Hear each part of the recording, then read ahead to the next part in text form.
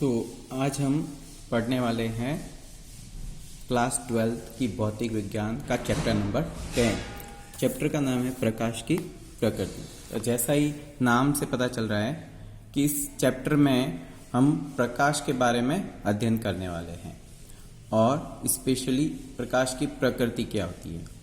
ठीक है, तो किसी भी वस्तु की दो प्रकृति हो सकती है, या तो वो वस्तु क्या हो सकती है, कण, या फिर हो सकती है तरंग।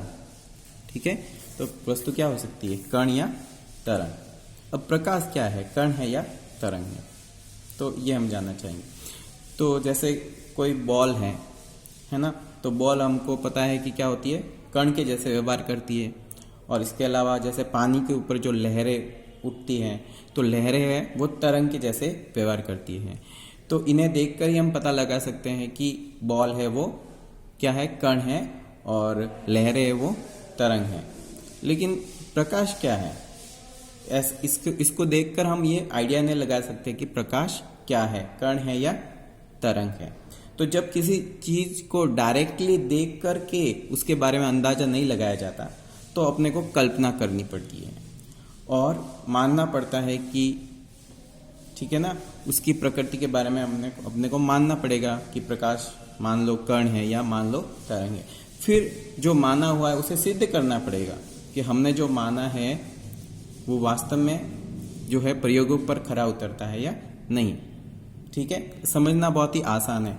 जैसे एक पानी है, पानी जो है उसमें अपन ने किसी ग्लास में पानी भरा हुआ है, और अगर किसी से पूछा जाए कि इस पानी में शक्कर डाली है या नहीं, तो कोई भी व्यक्ति देख करके पता नहीं कर पाएगा कि उसमें शक्कर डाली है या नहीं।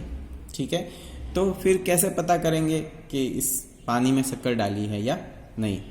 तो कोई व्यक्ति इस पानी को टेस्ट करके पता कर सकता है कि पानी में शक्कर डाली हुई है या नहीं। यदि कोई व्यक्ति उसे टेस्ट करता है और पानी मीठा है, तो उसे पता लग जाएगा कि इसमें शक्कर डाली गई है। और पानी अगर उसे मीठा नहीं लगता, तो उसे पता चल जाएगा कि पानी में शक्कर नहीं डाली गई है। ठीक है, अब प्रकाश के बारे में तो हमको नहीं पता कि वो उसकी प्रकृति क्या है, कणीय प्रकृति है या तरंग प्रकृति है। तो लोगों ने मानना शुरू किया शुरुआत में, जैसे न्यूटन नामक वैज्ञानिक ने, ठीक है, उसने मान लिया कि प्रकाश है वो कण है। एक और वैज्ञानिक है हाइगन ने, उसने माना कि प्रकाश तरंग है। ठीक है, तो लोग किसकी बात मानते हैं, जो ज़्यादा फेमस होता है। तो उस समय जो फेमस वैज्ञानिक था वो था न्यूटन, तो लोगों ने माना कि प्रकाश कण है। ठीक है, लेकिन जो बाद में धीरे धीरे जैसे प्रयोग आगे बढ़ते गए, वैसे प्रकाश की निम्न घटनाएं सामने आई, व्यतिकरण, विवर्तन, ध्रुवण। ये ऐसी घटनाएं हैं जिसको हम तभी व्याख्या कर पाएंगे यदि हम प्रकाश को तरंग माने। ठीक है, प्रकाश को तरंग माने तभी इनकी व्याख्या कर पाएंगे। हालांकि न्यूटन ने भी इन घटनाओं को भी स्पष्ट करने के लिए, ठीक है, कोशिश की, वो भी किस आधार पर, कणीय प्रकृति के आधार पर, लेकिन वो सफल नहीं हो पाया। तो अब जब न्यूटन असफल होता हुआ नजर आया, तो अब सबकी नजरें हाइगन पे टिकी। तो हाइगन ने प्रकाश को क्या मानना, तरंग। लेकिन एक और समस्या आ रही थी। उस समय जितनी भी तरंगें ज्ञात थी, उन्हें एक स्थान से दूसरे स्थान तक जाने के लिए माध्यम की आवश्यकता होती थी। और हम देखते हैं कि प्रकाश है वो सूर्य से पृथ्वी तक बिना माध्यम के पहुंच जाता है। ठीक है, तो तरंगों को तो माध्यम की आवश्यकता होती है, और प्रकाश बिना माध्यम के ही सूर्य से पृथ्वी तक पहुंच जाता है। तो इससे एक और समस्या खड़ी हो जाती है प्रकाश को तरंग मानने में। ठीक है, लेकिन इसका सॉल्यूशन किया एक वैज्ञानिक मैक्सवेल ने। ठीक है, मैक्सवेल नामक वैज्ञानिक। तो ये जो मैक्सवेल वैज्ञानिक था, वो विद्युत चुंबकीय विकिरणों पर कार्य कर रहा था, और उसने उन विद्युत चुंबकीय विकिरणों के लिए एक तरंग समीकरण व्युत्पन्न किया, डिराइव किया।